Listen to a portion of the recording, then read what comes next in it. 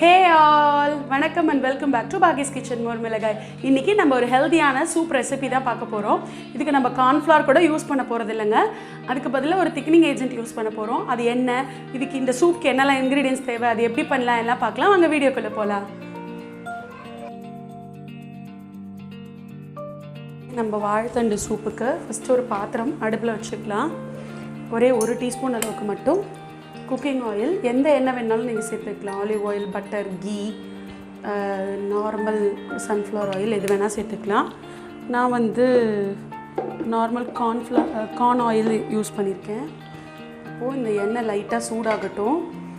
இதில் வந்து ஒரு ஃப்ளேவருக்கு ஒரே ஒரு பச்சை மிளகா அதையும் கீறி இதிலே போட்டுக்கலாம். ஜஸ்ட் அப்படியே ஸ்லிட் பண்ணி உள்ளே சேர்த்துக்கோங்க. அப்புறம் 1 கப் அளவுக்கு வாழைத்தண்டு கட் பண்ணதையும் இதில் சேர்த்துக்கலாம். சேர்த்துட்டு இதில் நாரெல்லாம் இருக்காது, நான் அந்த அளவுக்கு க்ளீன் பண்ணி வச்சுட்டேன். இதில் ஒரு டீஸ்பூன் அளவுக்கு இஞ்சி பூண்டு விழுது சேர்த்துக்க போகிறோம். 1 டீஸ்பூன் இஞ்சி பூண்டு பேஸ்ட்டு. அப்புறம் இதோட இன்னும் 2-3 பவுடர்ஸ் ஆட் பண்ணோம், அவ்வளோதான். இதை கொஞ்சம் வதக்கிக்கலாம். ஃபஸ்ட்டு ஒரு 1 or 2 minutes வதக்கிக்கோங்க. இந்த வாழைத்தண்டு நல்லா வதங்கட்டும்.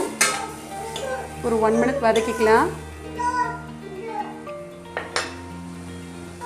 இப்போது இது வதங்கும் போதே கொஞ்சமாக மஞ்சள் பொடி போட்டுக்கோங்க. இந்த சூப்புக்கு வாழைத்தண்டு உடம்புக்கு ரொம்ப நல்லது, அதனால் நம்ம கண்டிப்பாக சேர்த்துக்கிறது நல்லது. அப்புறம் 1 டீஸ்பூன் அளவுக்கு பெப்பர் பவுடர், ஒரு பச்சை மிளகா போட்டிருக்கோம், அது ஜஸ்ட்டு ஃப்ளேவருக்கு தான், அப்புறம் எடுத்துருவோம். 1 டீஸ்பூன் அளவுக்கு பெப்பர், இது வந்து நான் ரோஸ்ட் பண்ணி பவுடர் பண்ணி வச்சுருக்கேன். அதே மாதிரி 1 டீஸ்பூன் அளவுக்கு jeera powder, roasted jeera powder சேர்த்துக்கோங்க. இது கொஞ்சம் கூட இருந்தால் கூட நல்லா தான் இருக்கும் உங்களுக்கு ஃப்ளேவர். அப்புறமா தேவையான அளவுக்கு உப்பு சேர்த்துக்கலாம். உப்பு வந்து ஒரு 1/2 டீஸ்பூன் அளவுக்கு சேர்க்குறேன், வேணும்னா நான் அப்புறம் சேர்த்துப்பேன் சூப் பண்ணிவிட்டு.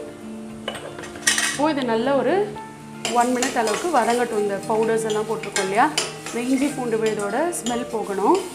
இது வதங்கட்டும் ஒரு 1 minute, மூடி வச்சுக்கலாம். வதங்கட்டும். அது வதங்கினதுக்கப்புறம் நான் ஒரு 4 கப் அளவுக்கு தண்ணி, கிட்டத்தட்ட ஒரு 1 லிட்டர் தண்ணி அளவுக்கு சேர்த்துருக்கேன். இதை சேர்த்து ஒரு 10லேருந்து 12 நிமிஷம் அளவுக்கு அந்த வாழைத்தண்டு நல்லா வேகிற அளவுக்கு குக் பண்ணி எடுத்துக்கலாம். குக் பண்ணிட்டு நான் உங்களுக்கு காட்டுறேன். இப்போது ஒரு 10 minutes ஆயிடுச்சு, நம்மளோட சூப் ரெடி ஆகிருக்கும். ஓப்பன் பண்ணிட்டு வாழைத்தண்டு வெந்திருக்கான்னு நம்ம செக் பண்ணிக்கலாம். பாருங்கள், நல்லா வாழைத்தண்டு கலர் சேஞ்ச் ஆகிடுச்சு, வெந்தாச்சு. இப்போ இந்த சூப்புக்கு திக்கனிங் ஏஜென்ட் வந்து நான் இன்றைக்கி ஓட்ஸை வந்து ஒரே 1 டீஸ்பூன் ஓட்ஸை பவுடர் பண்ணி அதை கொஞ்சம் தண்ணியில் கரைச்சி வச்சுருக்கேன். அதை இந்த சூப்பில் விட்டுக்கலாம். இதுதான் இந்த சூப்போட திக்கனிங் ஏஜென்ட்டு. ஒரு 30 to 40 seconds மட்டும் இந்த சூப் ஓட்ஸ் சேர்த்து இந்த சூப் வந்து மிக்ஸ் பண்ணிக்கோங்க.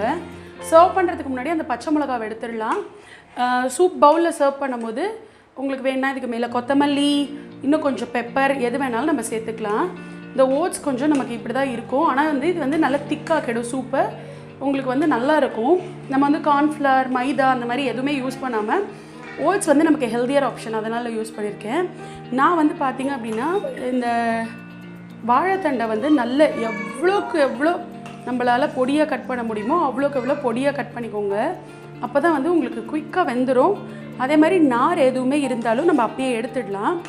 அவ்வளோதான், கொதிச்சிச்சு இல்லையா, இப்போ ஆஃப் பண்ணிவிட்டு சர்வ் பண்ணிக்கலாம். அவ்வளோதான், நம்மளோட சூப் ரெடி.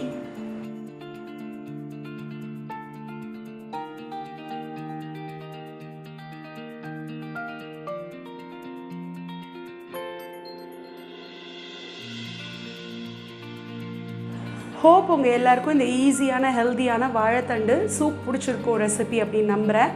இந்த வீடியோ பிடிச்சிருந்தது அப்படின்னா லைக் பண்ணுங்கள், ஷேர் பண்ணுங்கள், கமெண்ட் பண்ணுங்கள். இது வரைக்கும் நம்ம சேனலை சப்ஸ்கிரைப் பண்ணல அப்படின்னா சப்ஸ்கிரைப் பண்ணி பக்கத்துலேயே இருக்கிற பெல் ஐக்கனில் ஆல்ங்கிற ஆப்ஷனை சூஸ் பண்ணிக்கோங்க.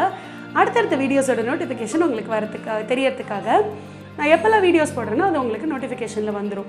இதே மாதிரி ஒரு ஹெல்தியான ரெசிபி அல்லது ஈஸியான ரெசிபி இல்லை ட்ரெடிஷ்னலான ரெசிபி ஏதோ ஒன்று அடுத்த வீடியோவில் நம்ம கண்டிப்பாக பார்க்கலாம். அது வரைக்கும் டாடா, பை பை. இது பாகிஸ் கிச்சன், மோர்மிளகாய், ஸ்ட்ரிக்ட்லி வெஜிடேரியன்.